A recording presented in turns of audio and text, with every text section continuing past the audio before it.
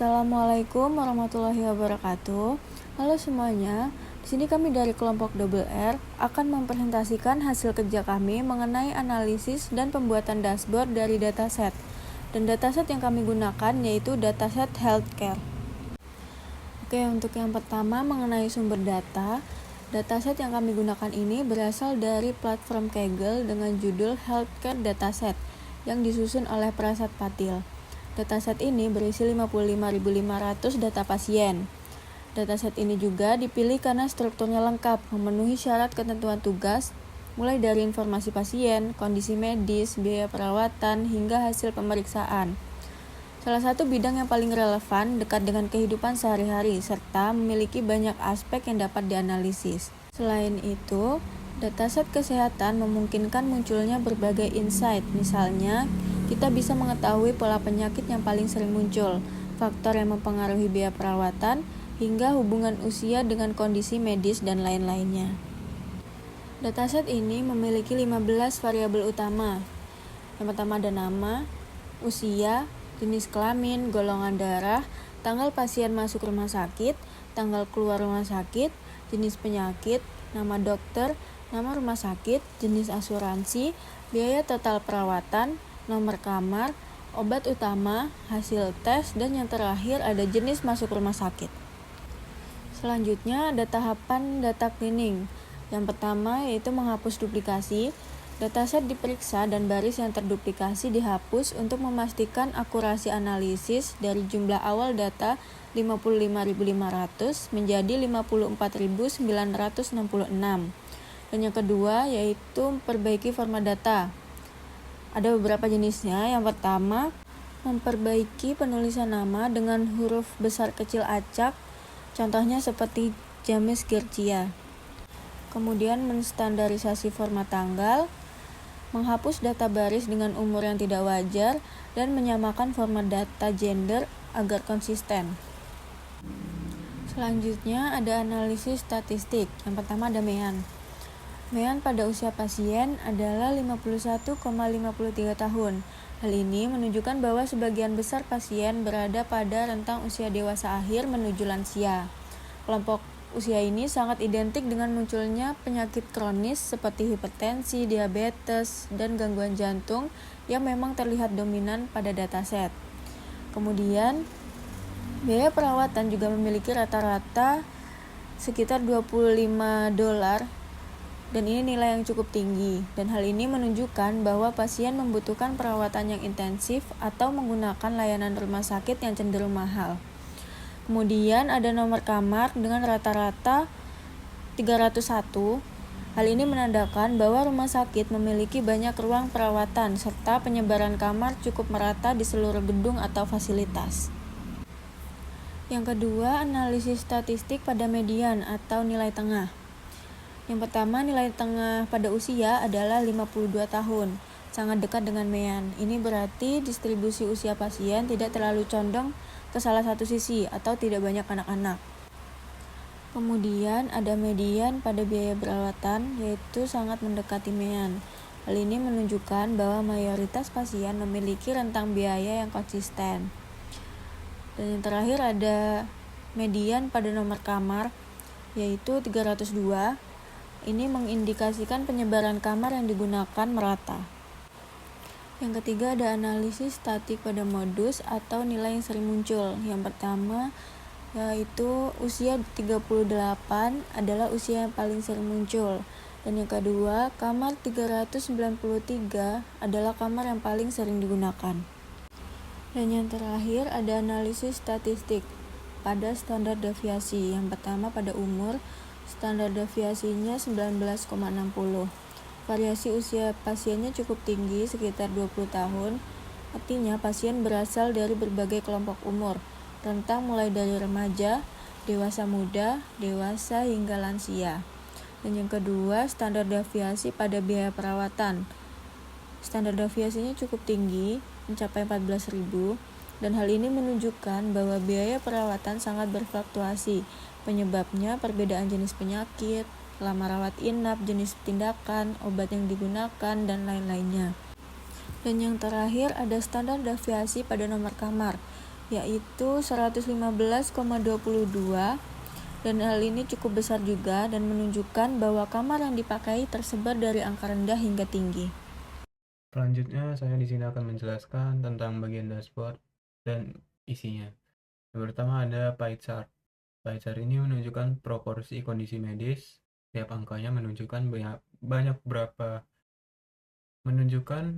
banyak pasien yang mengalami penyakit tersebut. Dan semakin tinggi angka berarti semakin banyak yang menderita penyakit tersebut. Dari pie chart terlihat bahwa beberapa kondisi medis memiliki jumlah pasien lebih tinggi dibanding yang lainnya. Contohnya seperti artritis, diabetes, dan hipertensi. Dataset tidak seimbang karena ada kondisi tertentu yang lebih mendominasi. Dan penyakit yang paling banyak diderita yaitu diabetes dan artritis. Lalu ada bar chart. Bar chart ini menunjukkan jumlah pasien berdasarkan gender. Tiap tinggi batangnya menunjukkan berapa banyak pasien perempuan dan laki-laki. Pada bar chart ini, gender menunjukkan bahwa satu gender tertentu memiliki jumlah pasien lebih banyak sedikit daripada gender lainnya. Dan yang paling banyak yaitu dialami oleh gender perempuan dengan pasien sebanyak 27.476 pasien dan laki-laki 2.700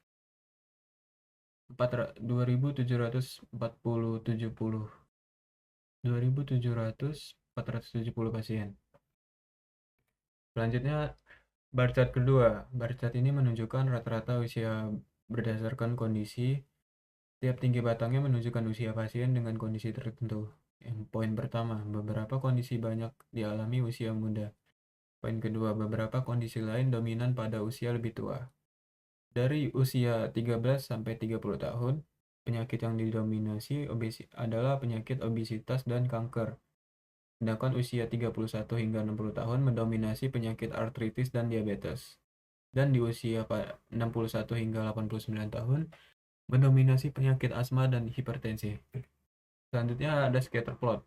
Scatter plot ini menunjukkan hubungan antara usia dan biaya perawatan.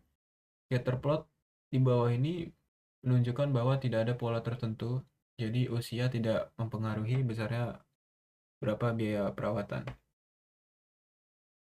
Lalu ada line chart. Line chart ini menunjukkan jumlah pasien masuk per harinya, dan pada grafik ini menampilkan jumlah pasien masuk setiap hari dari pertengahan 2019 hingga awal 2024. Data menunjukkan frekuensi pasien harian antara 15-50 pasien per hari, dengan fluktuasi tinggi sepanjang waktu. Jumlah pasien masuk per hari stabil. Secara jangka panjang, tidak ada tren naik ataupun turun signifikan dari tahun 2019 hingga 2024 awal. Selanjutnya yang terakhir ada heat map. Heat map ini menunjukkan korelasi sangat rendah antara usia, billing, dan room number. Artinya hubungan antar variabel numerik sangat lemah. Selanjutnya ada insight utama. Tidak ada hubungan kuat antara bertambahnya usia dengan tingginya biaya perawatan. Jenis penyakit dan kebutuhan prosedur lebih menentukan besarnya biaya. Pasien yang lebih tua cenderung memiliki kondisi kronis seperti diabetes, hipertensi, dan asma. Rata-rata usia pasien untuk semua kondisi medis hampir sama. Semua berada di kisaran 51 hingga 52 tahun. Poin keempat, selisih jumlah pasien sangat kecil antara laki-laki dan perempuan memiliki tingkat kunjungan atau pencatatan medis yang hampir sama. Selanjutnya, terakhir, kondisi medis yang paling banyak dialami pasien tidak selalu memiliki biaya perawatan tertinggi. Rekomendasi. Yang pertama ada optimalkan tenaga medis sesuai kondisi medis yang dominan, karena beberapa kondisi paling sering muncul. Rumah sakit sebaiknya menambah tenaga atau fasilitas pada kategori tersebut. Lalu, optimalkan manajemen kapasitas rumah sakit. Tren pasien per hari stabil 15-50 pasien per hari, sehingga rumah sakit dapat merencanakan tenaga medis secara efisien dan pengaturan shift dokter dan perawat bisa dibuat stabil. Terakhir ada tidak perlu menambah kapasitas besar kecuali pada penyakit kronis tertentu. Selanjutnya akan menjelaskan tentang ini ya, dashboard. Di sini ada tampilan yang pertama, ada analisis data pasien berdasarkan rumah sakit. Terus rata-rata biaya perawatan itu ada di kisaran USD 25.544 dolar. Dan dari rentang usia 13 hingga 89 tahun itu rata-rata usia pasiennya di 51,5 tahun. Hingga lama perawatannya itu di 15,5 hari. Dan total pasien terfilternya ada di 54.966 pasien. Di sini ada data pasien yang sudah difilter. Misal kita bisa ubah rentang usia dari umur berapa ke berapa, dan biaya yang akan terubah semua. Selanjutnya ada distribusi kondisi medis. Di rentang umur 13 hingga 25 tahun itu didominan oleh penyakit obesitas. Sedangkan di usia 65 hingga 89 itu ada di asma dan artritis hingga hipertensi. Selanjutnya ada distribusi gender. Nah, di distribusi gender ini kita bisa melihat gender mana yang paling banyak di usia 65 hingga 89 tahun. Contohnya di sini ada eh, untuk perempuan dia ada di 8.541 pasien, dan sedangkan di laki-laki hanya ada di 8.382. Jadi di sini perempuan lebih banyak dibandingkan laki-laki. Di bar chartnya agak naik sedikit. Terus rata-rata usia per kondisi. Di sini di usia 75 rata-rata kenanya artritis, sedangkan asma di usia 74,9, sedangkan kanker 75, diabetes di 74 tahun, hipertensi 75 tahun, dan obesitas di hampir di 75 tahun. Ini ada hubungan usia dan VS billing amount. Di sini yang terbesarnya ada di kanker di umur 74 tahun. Itu di kisaran 52.000 dolar. Terus di sini ada tren jumlah pasien masuk per hari. Itu tertingginya ada di 24 pasien. Ini misalnya di kondisi kritis atau di rumah sakit. Mana ya? Oke, ini kosong. Ini ya. Tertingginya di Januari 2024 ada di 8 pasien untuk penyakit artritis. Ini selanjutnya ada korelasi variabel numerik. Di sini nggak menunjukkan adanya perubahan yang signifikan, hingga berarti mereka nggak beraturan. Yang terakhir ada ringkasan insight. Biaya perawatan dari umur 25 hingga 89 tahun itu kondisi termahalnya ada di diabetes di kisaran 25.804 dolar. Dan rumah sakit termahal itu ada di Hernandez Morton di harga 52.373 USD. Dan yang termurah ada di rumah sakit LTD Wilson di kisaran 1.520 dolar. Untuk frekuensi pasien dengan kondisi pasien terbanyak itu ada di asma di kisaran 65 hingga 89 tahun. Itu totalnya ada 2.871 pasien, dan rumah sakit terlama itu ada di LTD Smith dengan jumlah pasien 15 pasien.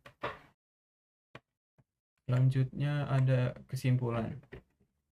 Berdasarkan hasil analisis, dapat disimpulkan bahwa mayoritas pasien berada pada usia sekitar 51 hingga 52 tahun dengan dominasi penyakit kronis seperti hipertensi dan diabetes. Distribusi pasien berdasarkan gender seimbang, dan biaya perawatan sangat bervariasi tanpa adanya hubungan yang kuat dengan usia maupun variabel numerik lainnya. Tren jumlah pasien per hari stabil sepanjang 2019 hingga 2024 awal. menunjukkan pola kunjungan yang konsisten secara keseluruhan. Dataset menunjukkan pola kesehatan masyarakat yang stabil, namun memerlukan perhatian khusus pada penyakit kronis dan upaya deteksi kini. Sekian dari saya akhiri. Assalamualaikum warahmatullahi wabarakatuh. Oke, itu tadi presentasi singkat dari kami. Kami mohon maaf apabila ada kesalahan dalam penyampaian. Saya akhiri. Wassalamualaikum warahmatullahi wabarakatuh.